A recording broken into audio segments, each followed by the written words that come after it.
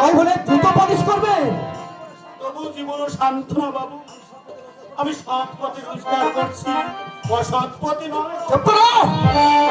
অসৎ পথে কিনা রোজগার করছি?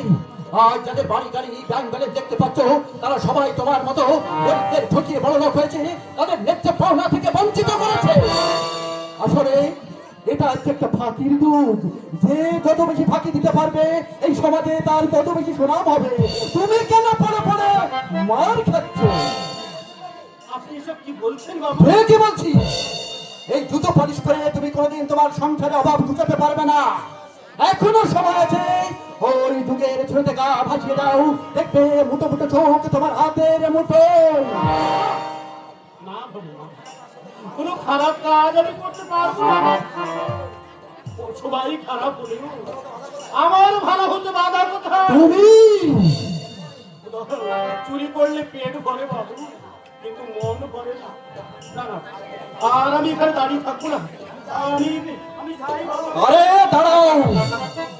বলুন বাবু। তোমার তোমার না ছেলের অসুখ?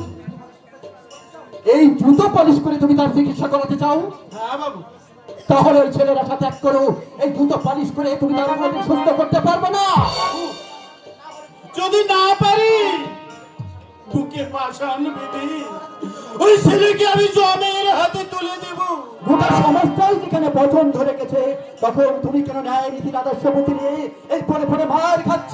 আদর্শচ্যুত হব না বলে আমি আদর্শের জন্য সবকিছু হারাতে পারি, কিন্তু সবকিছুর বিনিময়ে আদর্শকে আমি কোনোদিন ত্যাগ করবো না বাবা। এটাই তোমার শেষ কথা? হ্যাঁ বাবু। বেশ,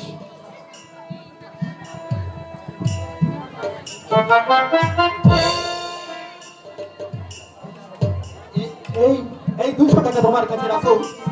তোমার ছেলেকে তুমি চিকিৎসা করাবে। নাও।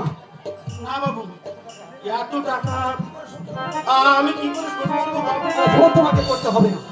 না, তাহলে আমি টাকা নিতে পারবো না বাবু। বেশ, যখন তোমার টাকা হবে তুমি তখন শোধ করে দিও। আরে এখন তো নাও, তোমার ছেলেটাকে চিকিৎসা করাও। আপনারা আবার কথায় দেখা পাবো বাবু। এখানেই দেখা পাবি। যাও, এক্ষুনি তোমার ছেলেকে নিয়ে চিকিৎসা করাও। তোমার তোমার চোখে জল কেন? আনন্দে আনন্দে বাবু। এই কদিন আমি অনেকের কাছে হাত পেতে দাঁড়িয়েছি, একটা টাকা আমি কারো কাছ থেকে পাইনি বাবু। এমনকি আমার পরম আত্মীয়ের কাছে আমি পরম লাঞ্ছিত হয়ে চলে এসেছি, পরম অপমানিত হয়ে চলে এসেছি। অথচ আপনি আমার আপনজন না হয়েও পরম বিশ্বাসে এতগুলো টাকা আপনি আমার হাতে তুলে দিচ্ছেন বাবু। আপনি আপনি মানুষ নন বাবু, আপনি মানুষ নন। তুমি আপনি দেবতা বাবু, আপনি দেবতা, আপনি তুমি দেবতা। আমি আমি সামান্য মানুষ। আপনার এই উপকারের প্রতিদান আমি হয়তো দিতে পারবো না, কিন্তু কিন্তু আপনার দয়ার দান আমি আজীবন মনে রাখবো বাবু। আর এও মনে রাখবো, পৃথিবীতে যেমন অন্ধকার আছে তেমনি আলো আছে বাবু, তেমনি আলো আছে। দাঁড়িয়ে থাকলে চলবে না। ওই বস্তির লোকরা হয়তো আমার জন্য অপেক্ষা করছে। তাদের কাছে আমি আমি নাকি গরিবের বন্ধু। সত্যি সত্যি তুমি দুঃখীর দরদে বন্ধু বাবলাদা। তুই ওর কথা বলছিস নিশি? যা সত্য তা চিরন্তনই সত্য। তুমি ভাজানদার মোলাফা মাছদের কাছ থেকে যা কিছু পাও সব কিছু বিলিয়ে দাও ওই গরিব দুঃখীদের মাঝে। এটাই যে আমি জীবনের ব্রত হিসেবে গ্রহণ করেছি।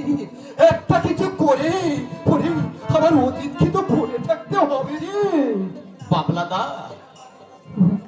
এইখানেই তো আর পাঁচজনের থেকে তুমি সম্পূর্ণ আলাদা। নিজের স্বার্থকে তুমি বড় করে না দেখে দুঃখীর চোখের জল মুছে দেওয়াই তোমার যে প্রধান কাজ। তবু আমি আমার জন্মের কলঙ্ককে কোথাতে পারিনি বাইরের আলো দিয়ে ভিতরের অন্ধকারটাকে দূর করতে। শয়নে স্বপনে নিদ্রায় জাগরণে আমার মনকে ভারাক্রান্ত করে তোলে। সে হলো আমি এই পৃথিবীর একটা অবৈধ সন্তান। অবৈধ সন্তান? কে বলেছে তুমি অবৈধ সন্তান? মানুষ তার জন্মের জন্য দায়ী নয় বাবলাদা। তাহলে তোমার মতো যদি বাংলাদেশের সমস্ত মানুষ কয়েকটা মানুষ থাকতো, তাহলে এই দেশটা একদিন স্বর্গে পরিণত হতো। না না, ওরে আমার মতো অথবক্ষ নিয়ে কারো জন্য জন্মাতে না হয়, মাথায় কলঙ্কের বোঝা নিয়ে কারো জন্য বড় হতে না হয়। ওরে এটি কথা বলি বিষয় চালা, আমি তোকে বোঝাতে পারবো না রে, বাবলাদা! বোঝাতে পারবো না। বাবলাদা, ওরে এই যে হতভাগার জন্ম পরিচয় নেই, এই পৃথিবীতে তার কোনো কদর নেই রে। হাওয়ের মতো যেমন একদিন জ্বলে উঠেছি, তেমনি হয়তো আবার নিভে যাব। এই পৃথিবী থেকে আমি চলে গেলে এই সমাজ তথা পৃথিবীর কারো কোনো ক্ষতি হবে না রে, কারো কোনো ক্ষতি হবে না রে, কারো কোনো ক্ষতি হবে না রে।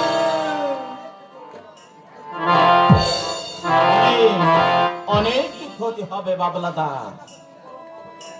বস্তির মানুষের কাছে তুমি যে পরমা আপনজন, তোমার জন্মে যে কলঙ্কই থাক, তুমি প্রকৃত মানুষ। তাই তো দুঃখের দুঃখে তোমার অন্তর কাঁদে, ব্যথিতের সমব্যাধি হয়ে তুমি নিঃশেষে ওজাড় করে দাও। এই বিংশ শতাব্দীর ঘুম ধরা সমাজে তোমার এই ত্যাগী অমর করে রাখবে।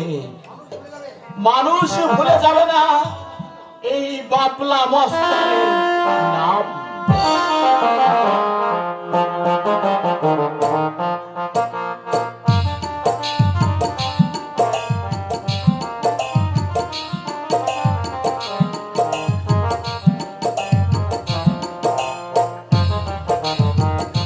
সম্মানিত সুধী, আজকের এই যাত্রায় বাবলা মস্তানের চরিত্রে সন্তুষ্ট হয়ে আমাদের কোড়াকাটা নিবাসী বাবু সমাজ সরকার, 14 নম্বর মাগুরখালী ইউনিয়ন বিএনপির সিনিয়র সহসভাপতি, আমাদের জন্মাঞ্জাম আমার হাতে 100 টাকা পুরস্কৃত আশীর্বাদ হিসেবে তুলে দিয়েছে।